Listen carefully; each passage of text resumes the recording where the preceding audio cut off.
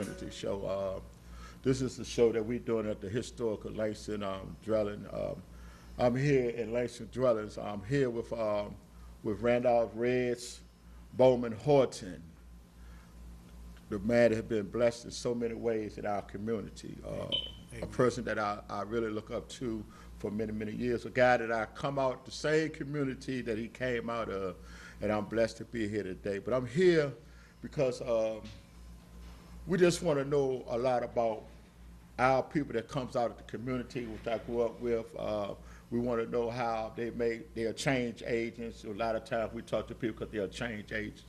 And I'm here, today because I always wondered how we get to the other side. Amen.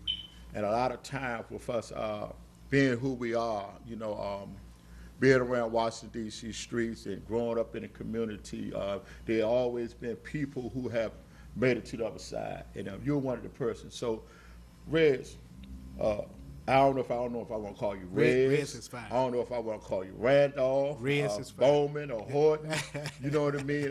But you carry a lot of weight in this community, and I say you carry a lot of weight because you have dealt with so many people that's around Washington D.C. area, Maryland, and Virginia.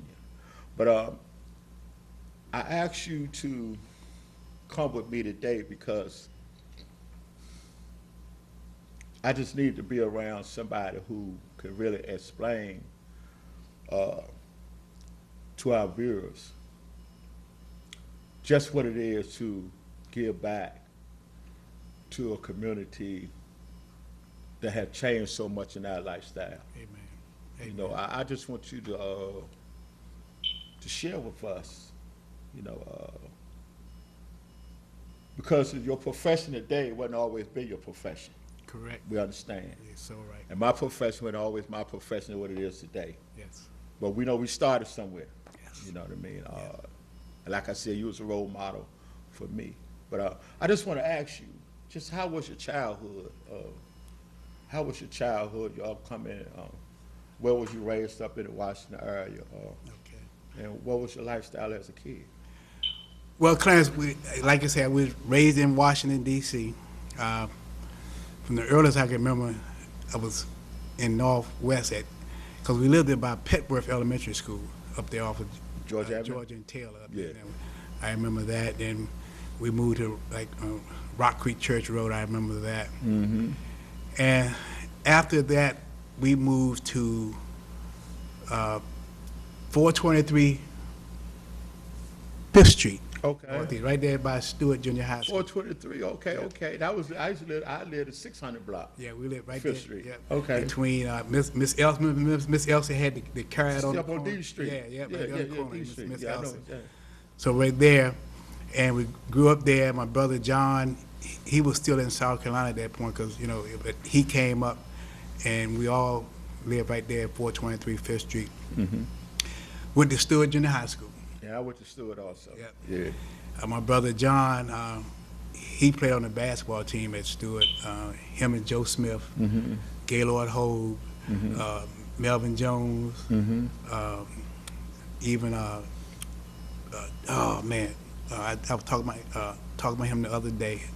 Oh man, Shelton Johnson. Shelton. I was talking about Shelton to somebody the other day because Shelton was coaching me when I was starting hand dancing at the Chateau. He used to be my coach before he passed away. Yep, Yeah. Yep. Shelton Johnson, Clarence Jones, Yeah. Anthony Pucci. Yeah, those was my neighbors. Yep, They lived across the street. They was like, they adopted me Yep. as a brother because they had so many brothers that I had no brothers. You know what I mean? Yep. So yeah. There were the Watsons, Theodore, and Lee, and Nat, all them playing. And then we had the coaches for the basketball team, Zeke and Walloway. Yeah.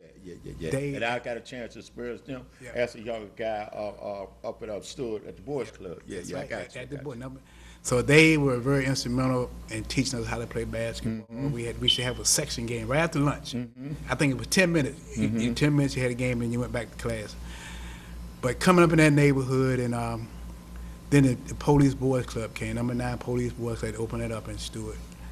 And I did not play on the basketball team at Stewart. I didn't make the team, but I did when the boys. I started playing football, basketball, and baseball. Well, I started at Sherwood at 11 years old, playing at Sherwood, playing baseball. And there was a guy who coached us. His name was Alonzo Lee. And he's still living. Yeah, Lonzo. Alonzo's still living. Willis Lee was his brother, Robert Lee, Stafford Lee, John Lee. It was a bunch of Lees. But Alonzo was the coach. And I tell people, he coached us and made us champions.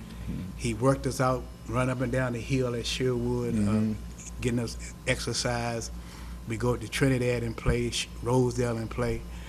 And that means y'all can move around. Y'all can move around. But I'm hearing you talking about different sections. Y'all can move around. And we walked. Yeah. And y'all did what? We walked. We walked to different areas. We walked to Rosedale. We walked to Trinidad. Okay. And Logan. You can't get people to drive in the areas. Can't get drive. I'm telling you. Yeah. And he sacrificed, not for the money, for the love of making us better men. And I didn't find out till I was an adult that he coached and never got paid. Yeah, that's what's happening. He worked from the heart. From the heart. From the heart. That's what's happening. He worked that night at Safeway and coached us during the day. And he made us all champion. I told him not too long ago, I sure appreciate you and how still you living? still living. Yeah. How you made me the athlete that I am. So we left Sherwood and went to the club, football, basketball, and baseball. Mr. Coles was the football coach. I met Mr. Coles, a little short guy. Yeah. He was the football coach. He made me a quarterback. I Yeah. became the quarterback. Mr. Robertson was the 12 and under basketball coach. He coached me on the basketball team. Right. And Mr. Hawkins Right. was the baseball coach. Yeah. And all of them, they instilled the hard work ethic in us to be the best that you could be. And, I'm laughing because you talking about baseball. When I was playing baseball with number 9, underneath the same people you're talking about, I was a pitcher. But I was a no pitcher. That means everybody that I threw the ball across always hit the person. The person never hit the ball. I ended up hitting the person, so I wasn't a good pitcher. You know what I mean? But it just showed me how much undisciplined that I was during that time. Yes. Yeah.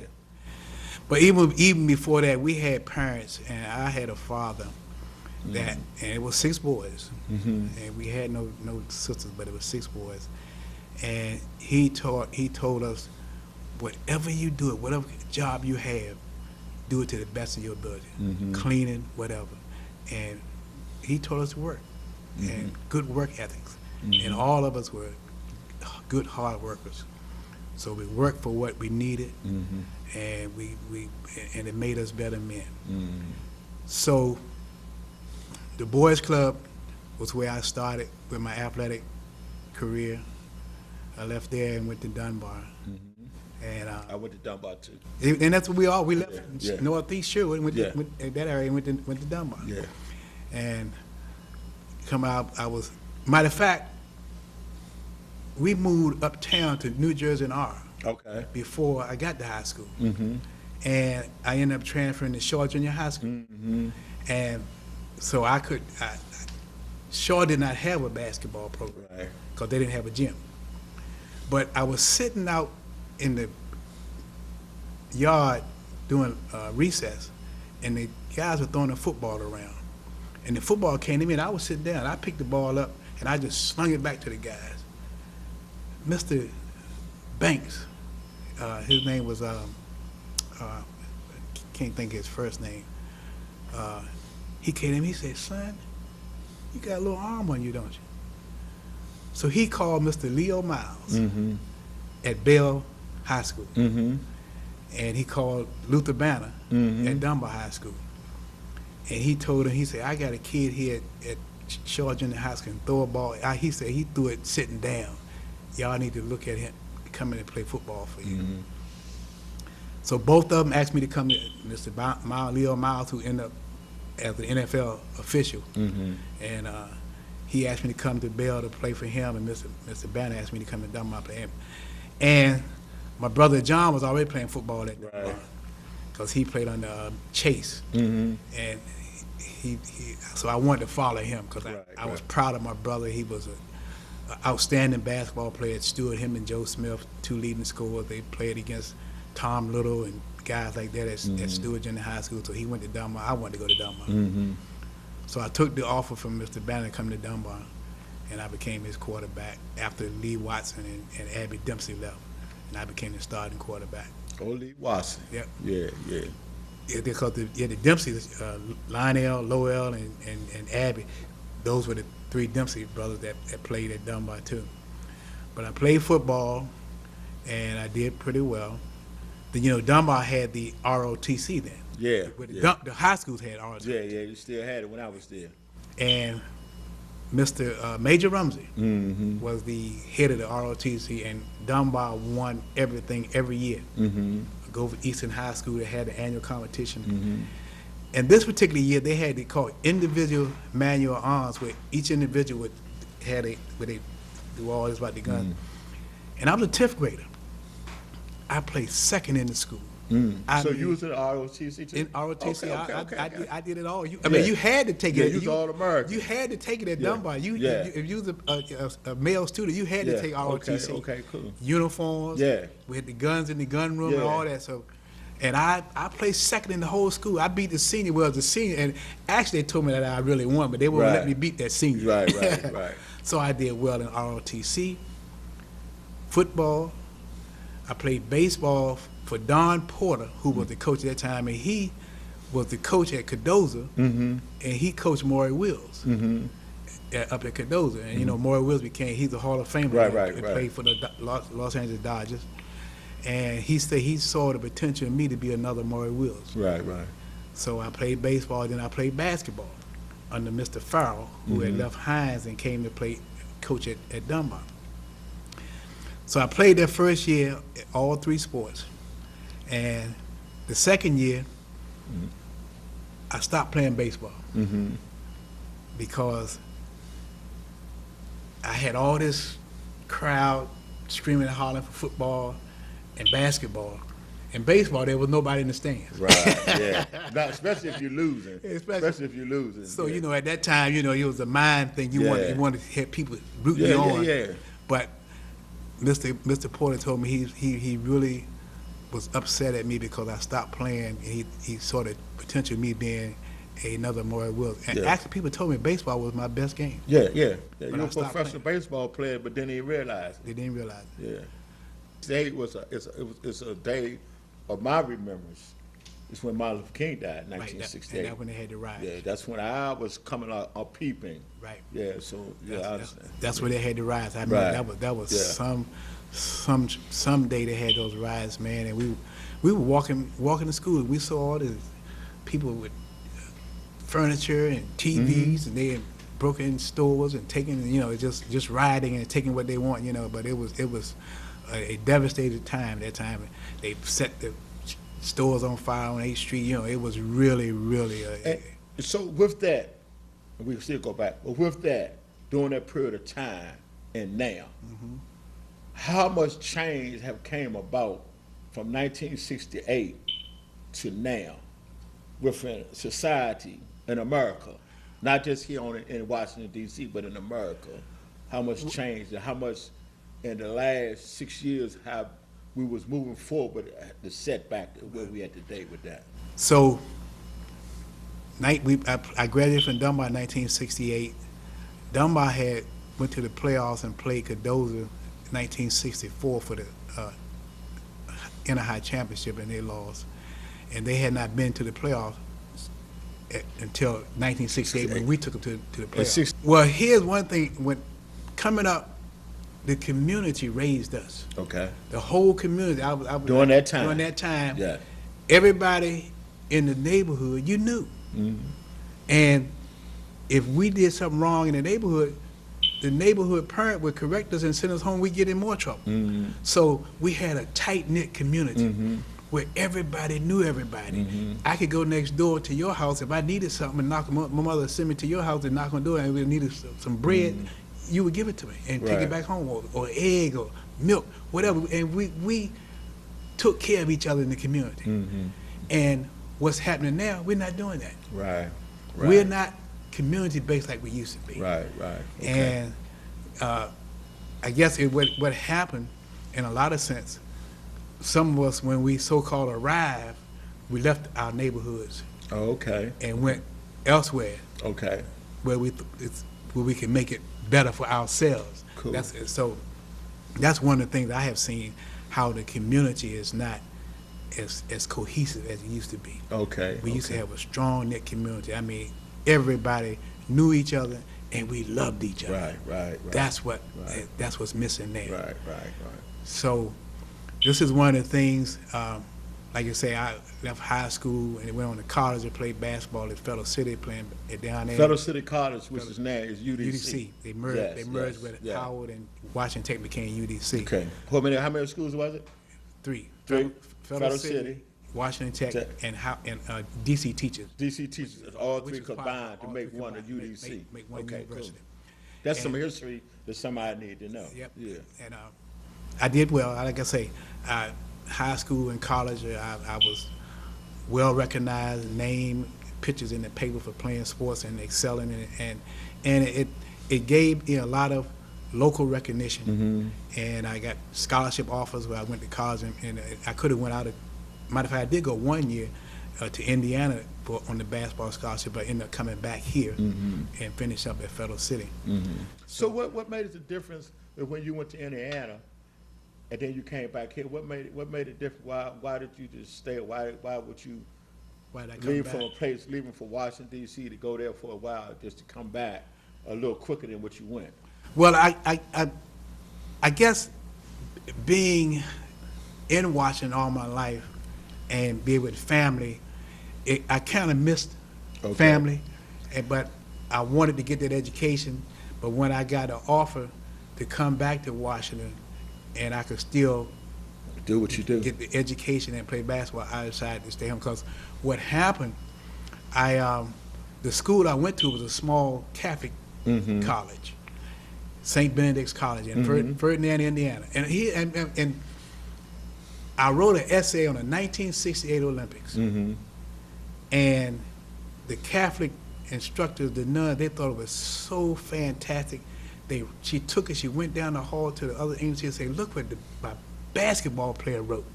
And she said, this is outstanding. They just gave me all this love and affection and told me, said, you done so well, this is your day. You can do anything you want to do. You can walk the hall. We excuse you from all class the rest of the day. And then we were having a community day. This is 1968, after the rise. They say, you can invite any speaker you want to come to this community day. 1968, I invited Dick Gregory. All right now. And here's my hand, he came. Yeah. You know, at that time, Dick Gregory was going on food strike, hunger strikes. He was doing a hunger strike and everything. Laying in the jails, wouldn't eat and all that. And he came to the event. And love Washington, D.C. Love Washington, D.C. And it was only a handful of blacks. I mean, because they had some blacks from Indiana, Indianapolis, and they came to the event. And Dick Gregory, he said to the audience, he said, now, we're having problems in our communities, and we're having problems with white society, and they're telling us, we don't like you looking at our white women. This is his exact word. He said, but when we turn on TV, all we see is white women. And the folks got so upset. And they got upset with the president of the school, and they got so upset they told her, any other speaker that you invite, you have to get it approved through our board of directors. And she told him no, because she wanted to be the head of the school and not the board of directors, people that had put money into the school. And with that, they told her, well, we're going to start pulling some of our funds out of the school. So with that, they couldn't have control. They couldn't have control. Right. So they started cutting funds, so they started cutting programs. And the athletic program was the first program they cut. Yeah. So that's why I left. Right. Okay. Because cool. I was not going to be out there and couldn't play sports. Right. And that's why I ended up coming back. Right. And I got an offer at Maryland University to come there and Fellow City College. Right. So I went to register for school at Maryland University, and it was a long line. I got this disgruntled, and I left and went to Fellow City and registered. I got accepted at Fellow City, but I couldn't go right away. I had to wait till the next semester. So at that time, they were having the draft for the U.S. Army. Okay, okay. So somebody said, man, you're going to get drafted in the U.S. Army. My brother Johnny went to the Army, and he had a tough time. He got shot in the helmet, and he right now he has what's called post-traumatic stress now because of this. So they said the only way you can not get drafted is you have to be in school, or you have to be at a job that was what's called job deferment.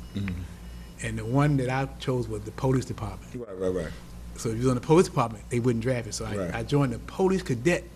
They had a police cadet program right there on 3rd and D Street. They had a building in the middle of the street. 3rd and D. Okay. And I remember Sergeant Barber was the head of that department. I used to go in every morning to get the gun records and take them to the court and go in there and go through the records and make sure these guns are registered and all that. So I stayed on the police department for about 6 months until I could get in school, and then I got off and went to Fellow City College and started playing basketball.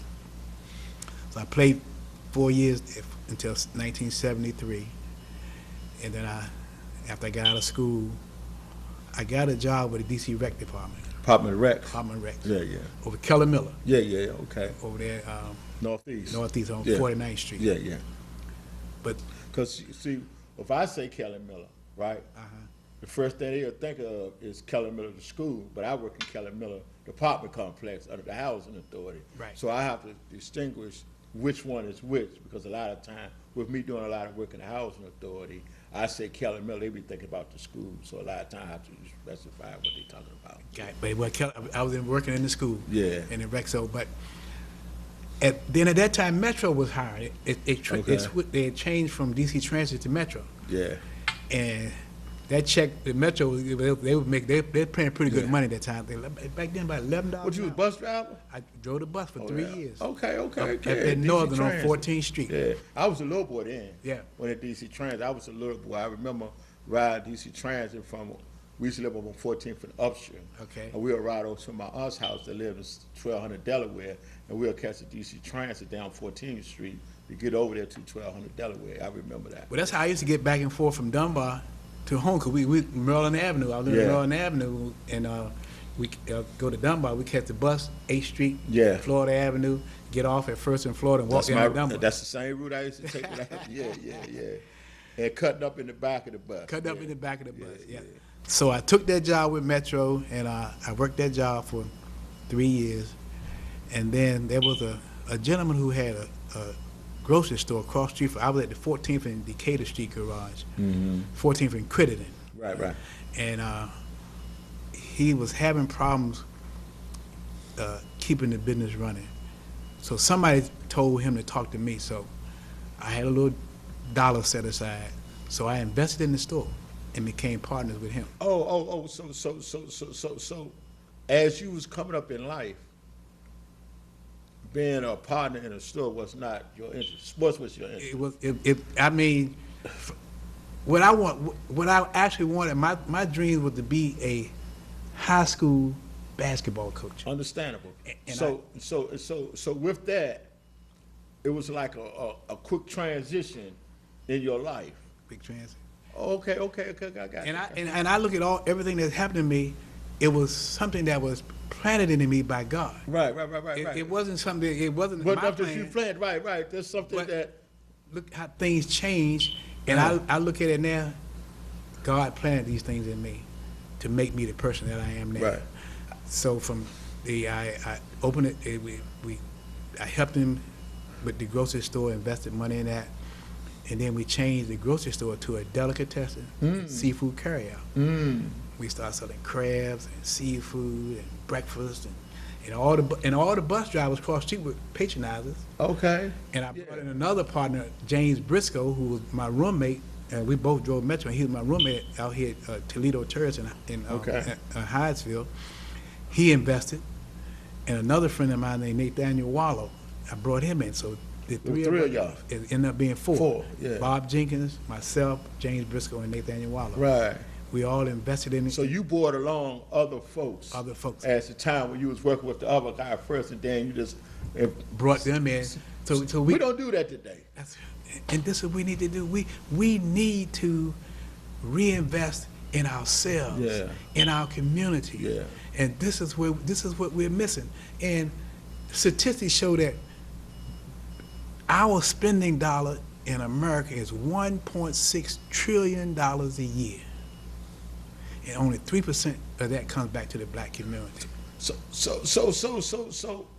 I'm talking about you got 3 other guys. What was your trust level? I mean, evidently you had some type of trust, but where did your trust level? Did your trust level ever wave? Should I not? Well, you know, Clarence, and tell you the truth, it never did, because James Briscoe and I were roommates. We drove the bus, we lived together, and we played basketball on the playgrounds together.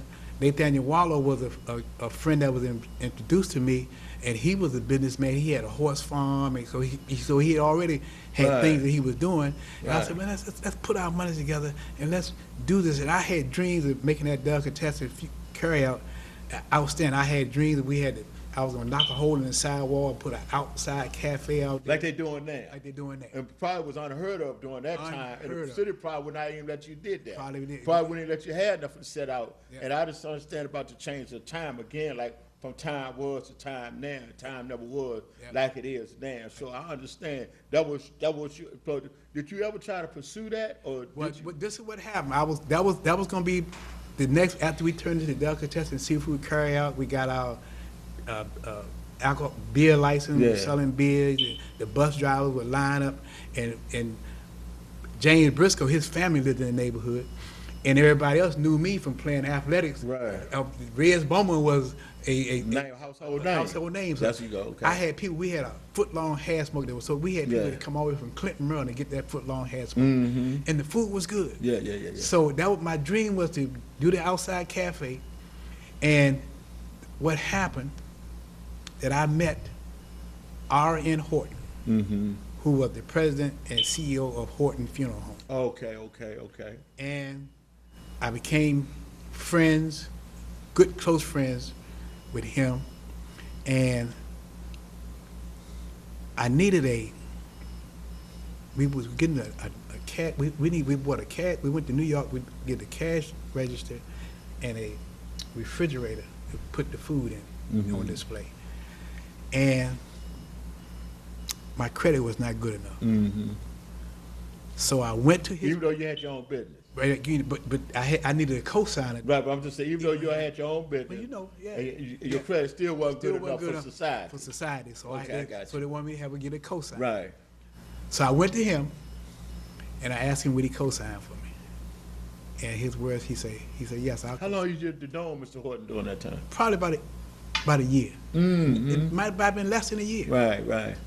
And what had happened, the whole story, I married his daughter. Okay. That's how relationship came. Okay. I married his daughter, and I asked him to co-sign, and he said yes. So he co-signed. I told him, I said, and he believed in you. He believed him. I said, I'll pay it back. He said, no, I don't want you to pay me back. Right. He said, what I want you to do, when you get off and work from that seafood carryout, come to the funeral home and help me clean it up. What did he say? What you wanted you to do? Come to the funeral home, which is on do what? Help clean up. So that means is that you the maintenance man. I'll be the maintenance man. And guess what? You probably still the maintenance man today. I'll do whatever I have to do. You know, Tyrone Parker used to say, I worked with Tyrone Parker with Lines of Concerned Men. He said, well, who are you on with the lines? He said, I'm the maintenance man. Maintenance man. I do whatever. He said, I do whatever I need to do. And I understand that. And I tell my staff now, I am not asking you to do anything I wouldn't do. And because I would be up front with a broom, and people say, you do that? I say, yeah, this is the easiest part of the job. Yeah. Out here cleaning up. Yeah. The hardest part is up there thinking, trying to keep the business growing so I can keep employing my people. Right. So he co-signed, and I got the register and the cooler. And every day I got off, when Briscoe came and relieved me, I would go to the funeral home and work, clean up.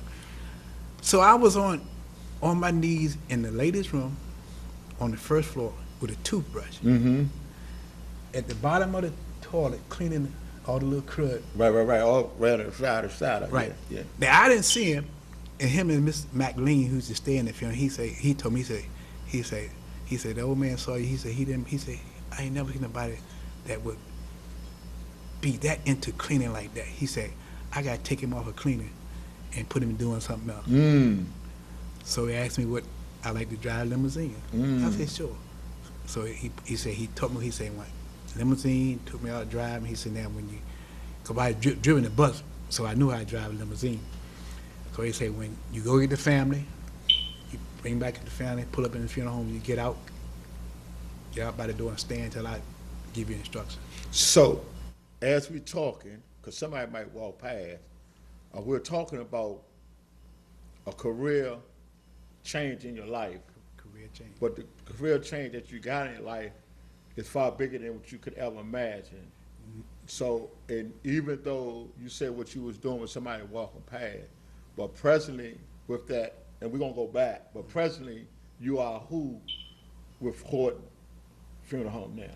Presently, I am the president and CEO of Horton Funeral Home. Okay, and you started off As a cleanup man. Cleanup man. Okay, let's keep this sound real good. Come on now. And that's what that thing said. Let my work speak for me. Let your work Let your work speak for me. Yeah. And me doing the best cleanup job that I can do.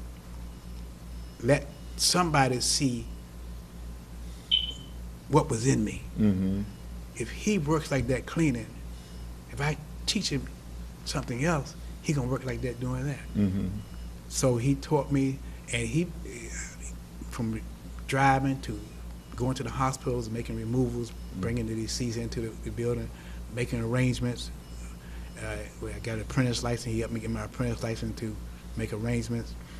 Then he brought me in his office and get a little desk and set me beside him at his desk.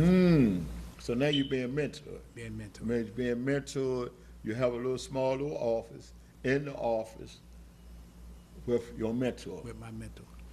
But what was going through your mind during that time? Well, you know, I told my biological father, and because at this time he asked about adopting me and carrying his name. Mr. Horton? Yeah. Okay. Adopted me to carry on his name in the business. Mm-hmm. So I went to my dad about it, and I told my dad what was going on. And I said, Dad, I'm looking at this, not giving up my name, because the Bowman's name will always be there. Right. I say, you got 6 boys, and all of us are Bowmans, and if he adopts me, the Bowman's gonna stay in the name. Mm-hmm. But I'm looking at this as an opportunity where I can grab hold of something, where I can reach back and help my people. And I say, because just like he hired me, I can hire other people. Mm-hmm. And with that, he said, son, okay. Your father just agreed just like that, or it took him a little minute? It took him a little minute. Yeah. After I explained it to him, and he thought about it, the next day he came to me, he said, okay. Let me ask you something. Before you went to your father with this, what was going through your mind? My mind was saying, this man want to adopt me. He had a son, but he lost his son. Mm-hmm. His son died, and the daughter and I separated and divorced. So I'm the only child he has working in the business. Right. So I said, he sees something in me, and I said, That was before you start dating his daughter? no, this is after. After you start dating. After. So y'all that started dating. When y'all started dating? We started during dating the time when you cleaning up? When I was cleaning up. Okay. And I married her while I was cleaning up. Right. Okay. And then I started moving up, and So she seen something in you too. well, I guess she saw something in me. Yeah, but she had to see something in you. yeah. You know what I'm saying? Before you. Well, I had the delicatessen seafood curry, so she saw that I was. There you okay, yeah. A man But see, who could because you was already, Because see, I forgot all about you had the delicatessen. Right. You see what I'm saying? I'm just looking at now the part where you playing the part, not forgetting all about you getting off work, going over there to work with them. Right. So okay, but still, sometimes, the things happen the way it happened. And I like what's happening. That it's a dream come true. It's a dream because I say it's something that God planted in me. Right, yeah. It's nothing that I just thought of. Right. It's God planted this seed in me, and God knew me before I knew myself. Yeah. And He knows my heart. He knows my spirit. Yeah. And I've always been a person who loved helping others. Right. Like on the basketball court, Right. I love giving the assist. Right. To the big man, I'm giving the assist. Yeah. The quarterback throwing the pass to the wide receiver. Right. I was the catcher on the baseball team, catching and seeing the whole field, helping everybody. Right. Yeah, I've always been that way. So he came and we like you say, I became the vice president. Vice president. He made me the vice president before he passed. He Right. made me the vice president. So when you came to vice president, they vote you in, or you just say, I want you to be the vice president, or was it the board? How did you become But the vice board was him, Okay.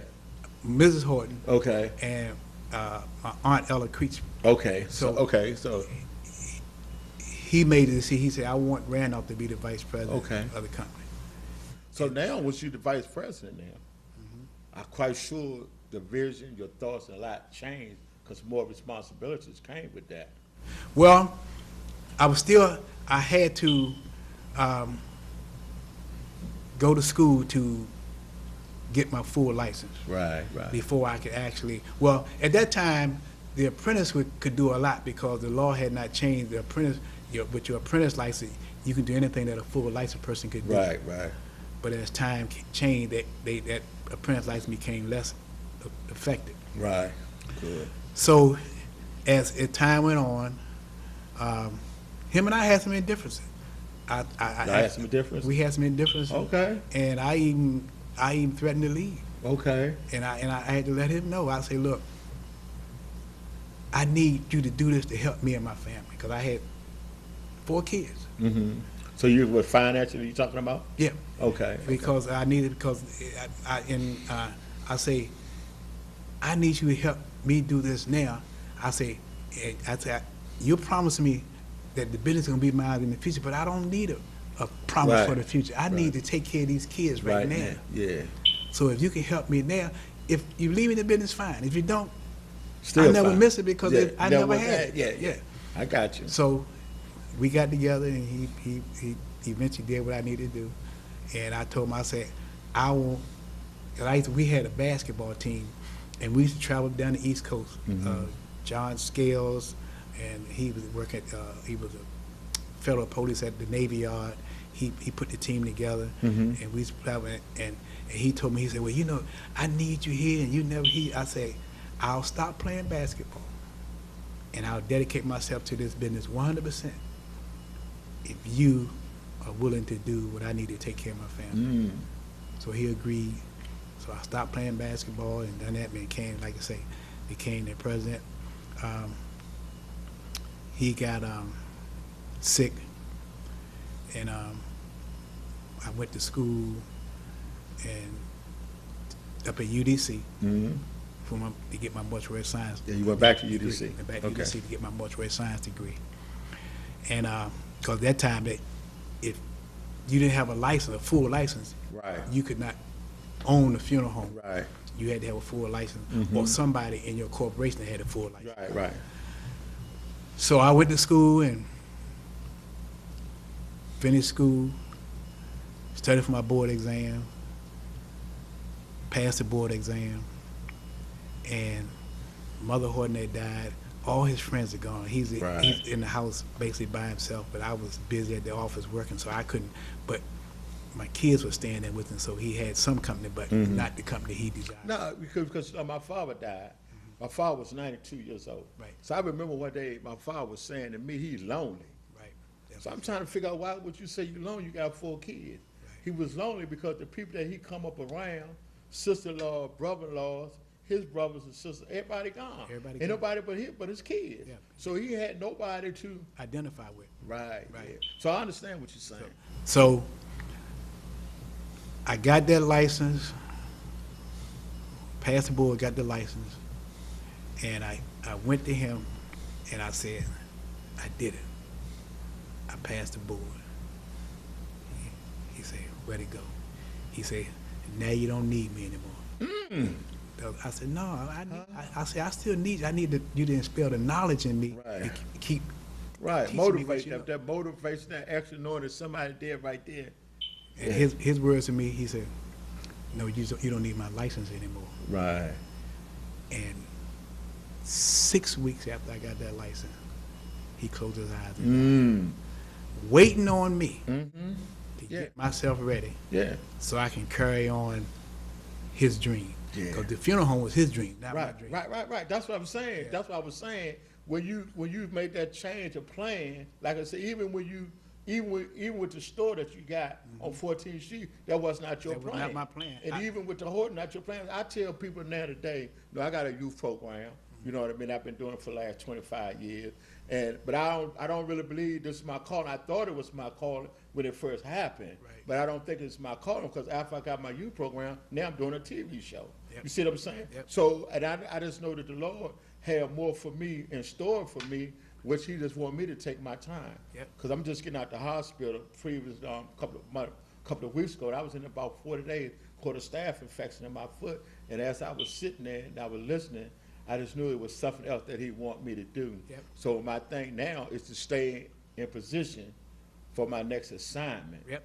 And one of the things that I wanted to do was always wanted to have you here like I am now, because I know that your platform and your transition on the streets of Washington, D.C. have not been an easy road. But your accomplishments, as we see today, is a good road, because sometimes people want to know, how did we get there? What road, what challenges, you know what I mean? Was it easy? Did it come overnight? What opportunities? And I know I didn't have an easy road coming up in the streets, but here I am. You seen me come up. Yep. But I also looked at you as coming up, and, we're in the club together. Yep. You know what I mean? We managed, and I'm always was interested in how did you get to that position. One of your brothers I really love, Brett. Man, Brett was just like a big brother to me. He used to say, when I was coming up in the club, he used to tell him, leave Casanova alone. Yep. I ain't mean to give y'all money. Leave him alone. Leave him alone. Don't bother with him. You understand me? But I was involved. I was in the middle. He always liked, and I always looked up to him. Good you know soul. what I mean? Good soul. And as I met with you, with we being the best of Sherwood, our club member, Miss Stephanie Lyons always talking about, I want reds. I'm saying, dang, she showed us the vessel because she could trust in you. Yeah. She felt where your heart was at. A lot of times, man, we have known a lot of people in our communities, but I'm quite sure you done invested so much in the community around Washington, D.C., not only in North Beach, but all around. But I also know that you also with the league, with the legend, with the athletes, right? What you call it? DMV Athletes in Action. Right. And so how did you come to be a part of that? Just like you said, people know how did this happen. I say, God did it. Right. God did this for me. Right. And what did that stand for? It stands for District, Maryland, Virginia Athletes in Action. Okay. And this is how it happened. We were having meetings. We had at the funeral home. Mm-hmm. And I was telling the guys, there was 13 of us that originally started, and I think we have about 100 and some members now. I say, we have not arrived. Mm-hmm.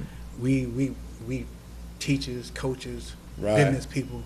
Right. Okay, we have a certain amount of success. Right. But what have we done to give back? Back to the community. Back to the community. Washington, D.C., Maryland, or Virginia. That's right. Yeah. But that's why I say now, we got our degrees. Right. And we've made money. Right. Let's do something to help the people. So how do y'all get back? What do y'all do? Well, right now we're doing. Past tense. We have a program we call "Get on the Bus, You're Going to College." Okay. We help high school students.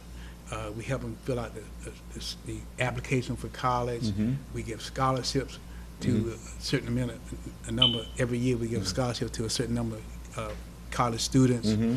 We are help with their parents, with Thanksgiving, we give food, Christmas, we give toys and whatever we can, anything to make the family. And our motto is, we're taking our success Mm-hmm. to help others find their success. Okay, cool. Because this is what we should be doing. Right. You've made it. God has blessed you to make it. Bless somebody else. And this is one of the things that before Dad died, we talked about. I got the funeral director, and I told him, I said, look, we all have our individual businesses, but we need to do more coming together to help our community. Mm-hmm. These national conglomerates are buying all the funeral homes and crematory Right. cemeteries all over the world that they could buy. So they were trying to buy the ones in the district area, and I told them, I say, we need to come together. Because I tell you, here what happened. Reverend Charles Green and Reverend Charles Wallace Smith called me to a meeting in 1999 at Shiloh Baptist Church, right there at 9th and P. And the meeting was about what could be done to help their members who in the 1950s bought graves at these cemeteries. Right. And they paid $50 for the grave. Mm-hmm. But now in the 1990s, they need $2,000 Yeah, for the they opening flipped and it. closing. Yeah, they flipped it. And they're coming to the church, asking the church to help with this expense. And the pastor's saying, we can't do this for everybody. Right. So they called me to this meeting to ask me if there's anything that the funeral homes can do Mm-hmm. to help with this. I said, yes, Pastor. What we can do is get our own cemetery. Right. So I think you remember I rallied a few funeral homes together. We put together a contract and we bought some land to start our own cemetery. Mm-hmm. And we went for a while paying a mortgage, and I said, okay, it's time for us to get the money now to do the change the zoning and do the infrastructure. And the question came to me, where we gonna get the money from? Mm. I said, it's 8 of us here who own funeral homes. We can go to any bank in America and get the money we need to do what we need to do. I said, now we go to cemetery every day, we know it's gonna work. Right. They would not do it. They walked away, Walked away. stressed me out. I couldn't sleep, I couldn't eat. I ended up having a seizure. That's a vision that you seen, but everybody else couldn't see. But they saw it, but they were willing to make the ultimate sacrifice. See, what I mean is this. You seen the vision. I saw it, right. You knew what it took. Right. They see the vision, but they didn't want to do what it takes. That's what I'm saying. You're exactly you know what I'm right. saying? And that's how a lot of time, even with myself, I had a lot of people come with cryptocurrency, blah, blah, blah, woo, woo, woo. And I hear what they're saying, but I don't see my vision in that. That's you right. follow what I'm saying? So I understand. You're exactly right. Yeah. So it went on, man. I couldn't, and so my pastor, Bishop Alfred Owens, called me. My wife called him and told him what I was going through, and he told me, he said, "Son, let it go," because he was an investor. Him and Reverend Jerry Moore Right. out of 19th Street, they Yeah, investments. Jerry Moore, good and man, fast. with 3 pastors, Bishop Odie Hines, and a couple of been and it hurt me so bad because they did this because of me Right. trusting me. Right. And he said, let it go. With prayer, we get through this like we do everything else. And another female pastor called me. She said, Brother Horton, evidently that's not the cemetery that God wanted for you. Let it go. That was 2018. Yeah. 2019, I get an anonymous letter in the mail from somebody I never know, Mr. Simpson's last name, a letter offering to sell me this cemetery. Already developed, 94 acres, one of the most beautiful cemeteries in the area. And Horton Funeral Home, my wife and myself, we put together the money and we purchased it. Just the 3 of y'all. Just the 3 of us. Yeah, that's the 3 of y'all. Own it outright. We paid cash for it. I said, look at my God. You know what? See, and this is why I'm saying about the vision. The vision. See, what the Lord does is, even though you had a vision to share with others, but the Lord just really wants you to work within. You see what I'm saying? We can't see that. And this is why all these different people kept coming. Let it go, let it go, let it go. You didn't let it go. You just held on. You follow what I'm saying? Because a lot of time we have to hold on because what? He got something that's better down the line. Because they say delayed is not denied. Right. The division was delayed, but it was not denied. Right. So we put together the cemetery. We own it now, right? And some of the pastors came to me, and they say, "Can we buy shares of stock in the cemetery?" I said, "Pastors, I really don't want your money, and I'm going to tell you why. because the dividends come back. You invested your money. You can put that money in your pocket, I understand, because that's your money. But we got to do something different. We got to generate revenue, reinvest in our black community, help us, our people. I say now, if you are a former nonprofit, all the pastors in their churches come under the nonprofit, and right now we have 25 churches that have signed up. 25. The dividend, and all y'all need to do is just send your people to your cemetery, because I made the nonprofit a stockholder in the cemetery. Right. I say, you send your people to your cemetery, we start generating revenue, and the dividends come back to the nonprofit. Y'all take that money and reinvest it in our black community. I say, y'all do that. I'm gifting shares of stock to the cemetery, no money needed. They say, what? I say, the words say, God said we're gonna be the lender, not the borrower.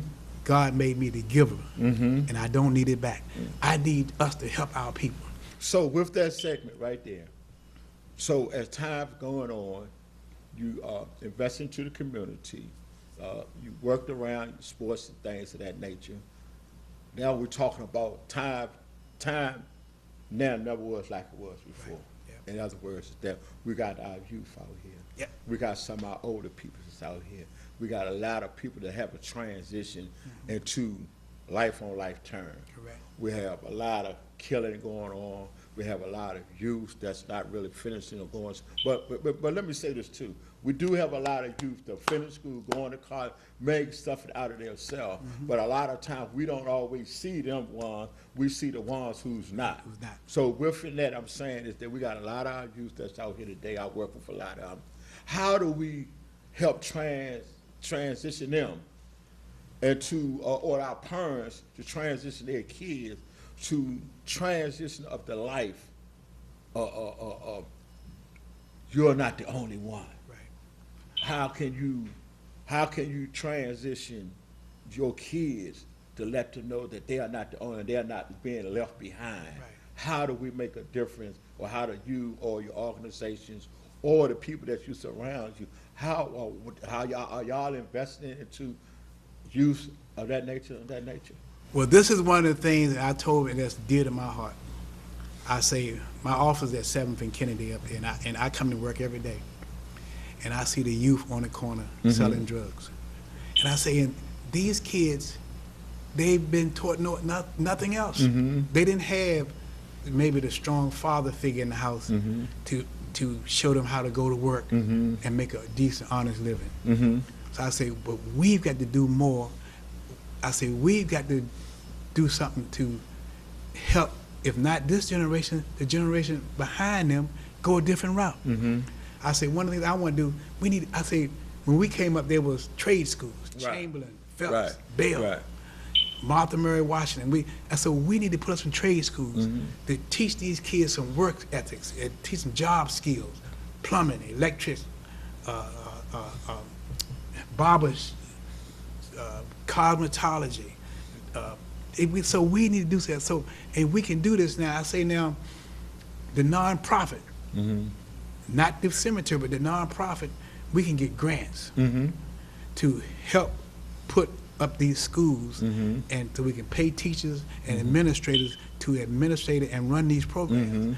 But we have got to show people that we as a people want to do this, not me as an individual. Yeah, right. Good faith. We got to show good faith. So I've got some people that are trying to help me. JB, he told me, he said he knows some people that will invest in a nonprofit with something like this. So him and I are going to meet in the next couple. I'm putting a proposal together now to present to him, so he can present to some of the people he knows that might invest in this venture, and we can do it. Right. But we got to get away from our selfishness about me. Right. Like I told the pastor, I said, you all been passing 20, 30 years. Your retirement, your home, your car, all that should be taken care of. You don't need to put any more money in your pocket or put it in the bank for the bank to make more money off. You know, I'm a strong believer that We have to come together. We got to come You together. know, this August, where a friend I called, because I'm from Northeast, I was a guy called Northeast Crew too. We have our annual cookout, but we also now we're gonna start being involved with 4 other groups. Yep. You know what I'm saying? Because it's not about me. Yep. It's about us. Yep. You know what I mean? Like you said, it's not about you. It's about us. You know, a lot of us have got to the other side. What I mean by we're not hungry no more. Right. You see what I'm Yep. saying? Yep. We need to start helping feed other people. Feed other We're not hungry no more. We need to try to teach other people. Yep. We're not hungry anymore. We need to show people they are trades and skills. You know, a lot of times people do go to college, they get their degrees, they come back home, and they're not even getting the job that they went to school for. Nope. But I'm always stressing career changes for young folks. Yep. You know, because you got to learn how to take supervision. Yep. You need to learn how to take some guide. You know, kids come in here in my center, walk around with their pants hanging down, and I tell them, no, you cannot have your pants hanging down. You got to pull your pants up. Right. You got to be respectful. You know, we got to respect your mother. You got to respect your. You just can't be doing. And I believe that if we transition our kids as we teaching them, Yep. the dress codes, the slacks, the shoes, the ties, and the white shirts, the pink, whatever shirts or slacks or whatever, to groom yourself. Groom And I yourself. think as you teach them as they groom themselves, I think that'll help us to change a lot of our society Yep. with here in Washington, Yep. because it helped me. Yep. You know what I It mean? definitely It helped also me. helped you. You Yep. know, I always see you have a suit on. I always see some of your workers have a suit on. But I also see you hire a lot of people Yep. from your community. Yeah, I've seen you hire some people that they were just got finished working for the government, and you got it working with you. Yep. Or some of the guys from our neighborhood got it working with you. Ex-offenders. Ex-offenders. Yep. Yeah, and what I'm saying is, how do you ever thought about you might want to try to train another young man the same way you got trained, or how he or she can get into the same? We got to help us to help us. Yes. That's what we got to Yeah, do. yeah. And I just pray that I need the prayers of the people of God to pray that this work. Because if God said it, it's going to be done. Right, right. Amen. So we're here we're with Randolph, Reds, Bowman, Horton, here on the Clarence Miles in the Community Show. And I just want to say this to you, man. I really appreciate the information and the knowledge, but I definitely, before we close out, Okay. I definitely want to see how we can invest it to another young man, like somebody invested in you. Correct. You know, and we're not saying that that's going to happen today or tomorrow. Right. Yeah. But what is it that you kind of person that you might be looking for, or who might be as hungry? Suppose a young man just come hungry. What I mean by want to know how you get this, how you do this. You need first. You need to love people, Right. and you need to love yourself, Right. love God and His people, Right. and want to help. Right. You know, I do need. And one thing I say about this profession, we need more young men. Yeah. Is dominated by women right now, and there's nothing wrong with that. But Right. we need our men to get in our rightful places. Right. I'm a deacon at my church, and it's even in churches, we men are not in our right. We're not the head. God made us the head. Right. So we need to get. So I welcome young men. Like we have ex-offenders who have JoJo Hunter and Right. a couple other Victor Page have come through the program Right. and worked for me, and I'm willing to, because it's every case by case they'll let you get your license. Right. So if you want to be, because we're gonna put another funeral home and a crematory on the Okay. cemetery grounds in Maryland. Okay. So there'll be room for job openings. We're willing to train you. If you if you want to go some another jurisdiction work, because I give you all the knowledge that I have. I don't hold nothing back. Because anybody that comes to Horton Funeral Home and works, they gonna learn everything. Cool. And they go anywhere in the world and get a job. Cool. Because I teach them everything. Because we can't take this to the grave with us. Yeah. So I want to thank you for that, man. I thank you for coming out. Thank you for sharing information with Clarence Miles in his community. We will be back maybe a couple of weeks from there. But we just want to say this, man, that we need more people like yourself. Thank you. We need more people like myself. Yep. But most of all, we need each other. We need each So other. this Clarence Miles into the community, and what we're going to say is, to the next time we see you, we're just going to say, have fun, make sure that you respect yourself, and have your kids to respect you also. All right, brother? Appreciate it, man. To God be the glory. We